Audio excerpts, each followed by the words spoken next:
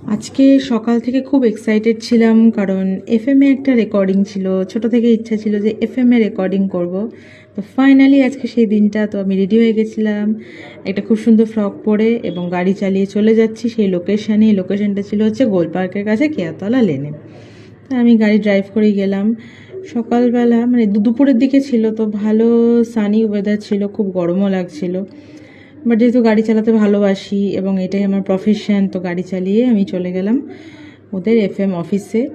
তো সেখানে গিয়ে গাড়িটা পার্ক করলাম, করার পরে ওদের এফএম অফিসে আমি পৌঁছালাম। সেখানে গিয়ে সেখানকার অ্যাম্বিয়েন্সটা খুব সুন্দর, খুব খুব সুন্দর। তো ততক্ষণ একটা কফি খেলাম, একটু ওয়েট করতে হচ্ছিল, এবং কি বলতে হবে সেগুলো একটু ভাবছিলাম, কারণ যতই হোক প্রথম রেকর্ডিং।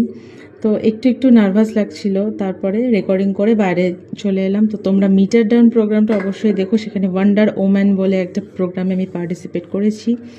তো প্রত্যেক দিন সন্ধে 6টা থেকে 9টা মিটার ডাউন 104.0 ফিভার এফএম তোমরা অবশ্যই শোনো। ঠিক আছে।